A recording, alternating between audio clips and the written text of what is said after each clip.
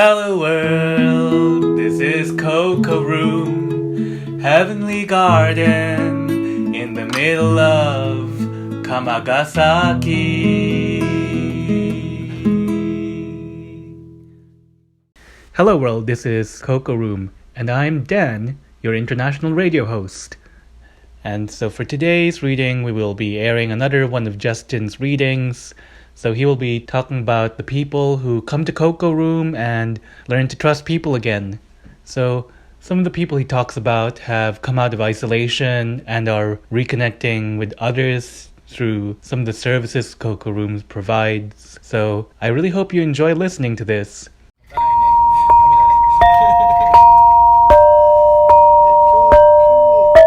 Hello world, this is Cocoroom. 4. In order to support expression, everyone in the space must be mindful. There are truly all kinds of people living in Kamagasaki. People from outside the area also come to visit the cafe.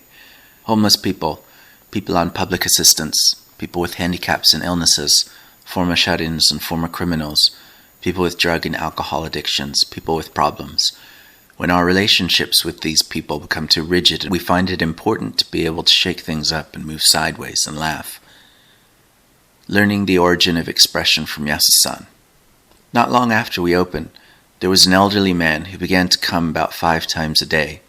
He never ordered anything, so he never paid any money. He was a troublemaker.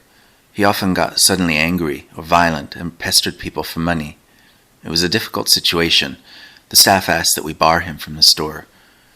But rather than try to persuade him not to come, each time he caused trouble, we told him that we wanted the space to be somewhere that was comfortable for everyone. Since he came so often, we invited him to join the workshops we held at the shop, but he never participated. One day, after a year and a half of behaving like this, we invited him to join our letter-writing workshop. I was expecting him to say no, but he said, "I'll do it," and sat down next to me with a pen. As he started to write, he asked, "How do I write a hiragana ki?" I showed him on a separate piece of paper, and we did that over and over until he had completed his letter. It was addressed to the director of the orphanage, where Yasu-san had grown up from infancy. All that time, I had failed to imagine that he did not know how to write. Now I understand why he had not participated in workshops. No one wants to be discovered to be illiterate. But after a year and a half, deep in his soul, kokoro, he was finally able to trust that the Cocoroom was a space where people would not laugh at him or tease him for asking how to write. He started to trust in the place. After that, it was like the floodgates had been opened. He painted pictures, the subjects of his ramblings opened out, and he was able to say things he could not before. Things like sorry and thank you. What he demonstrated was that in order for a place to be a place where anyone can express themselves, everyone in it needs to work together to fully recognize each other's existence. I had coined the phrase "to express is to live" as our slogan, but realized through Yasu-san that expression is not an individual capacity, but something born in interaction with one's surroundings. It is not the responsibility of an individual if they are unable to express themselves well. It is something that is made together with the people around them. It is easy to forget that people live by interacting with others, and that no one is able to live entirely by themselves. I believe that society will never work by simply dismissing difficult people who express themselves poorly from the space of expression. Expression is intimately connected to living, and the kind of expression necessary to live cannot be achieved with a logic of exclusion. Provisional families. Mutual involvement without blood relation. As people get older, reading print gets harder too. The Cocoroom has a variety of reading glasses for people to use. You cannot share dentures, but having a few pairs of spare reading glasses comes in handy.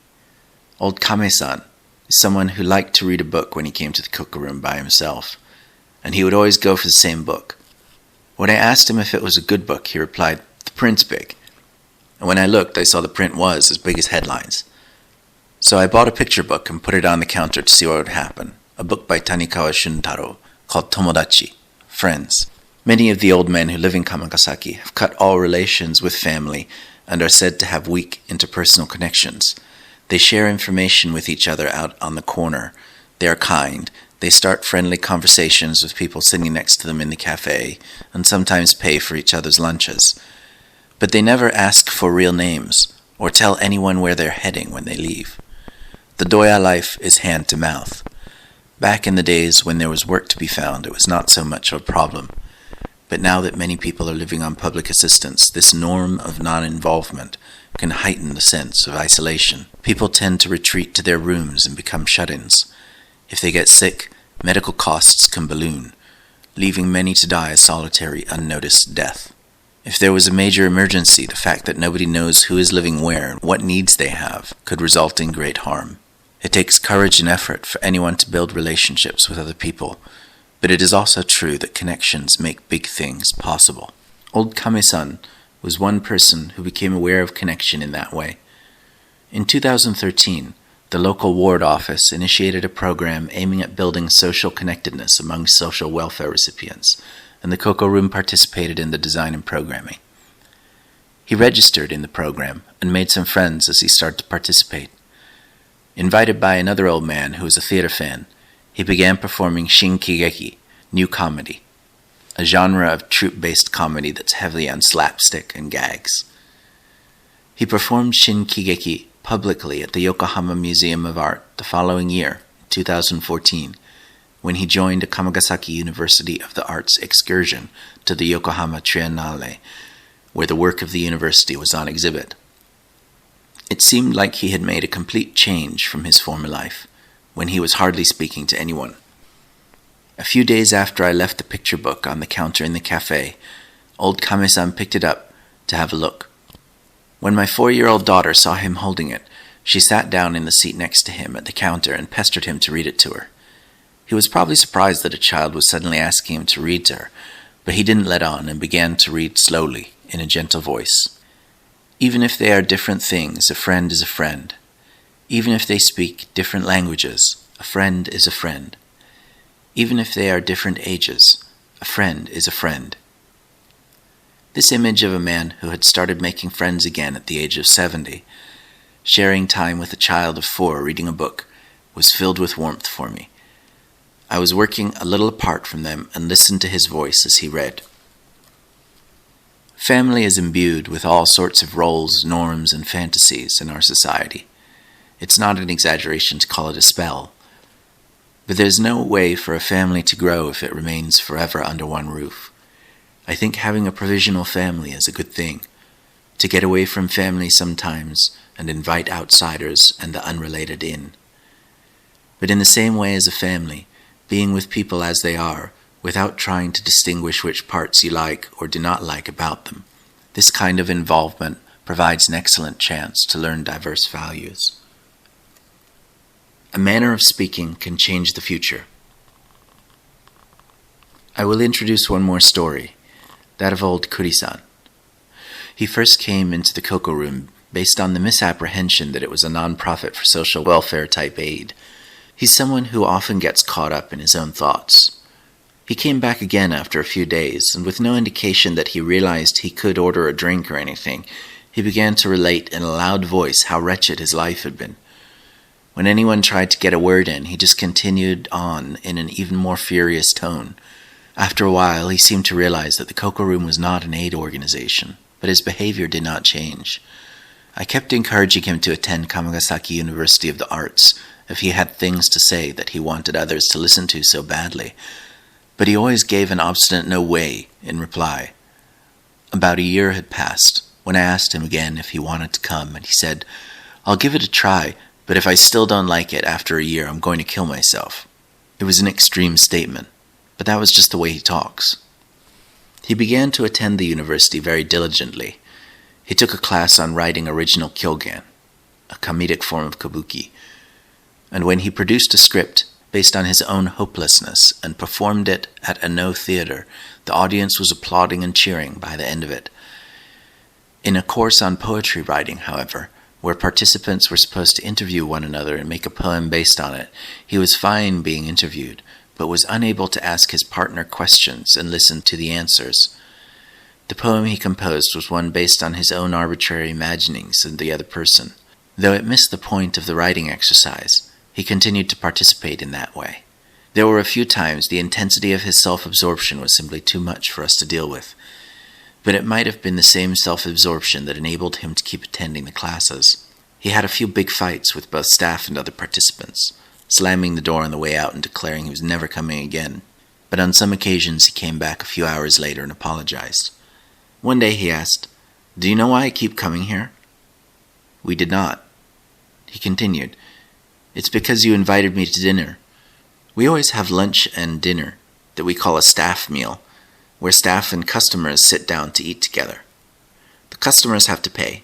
Old Kurisan hardly ever ordered anything when he came to the Cocoroom, but the cafe was so small in those days that when everyone who was eating sat down at the table together, we had to acknowledge the people sitting at the counter before we started eating. So I would call out to them, 'Are you eating with us?'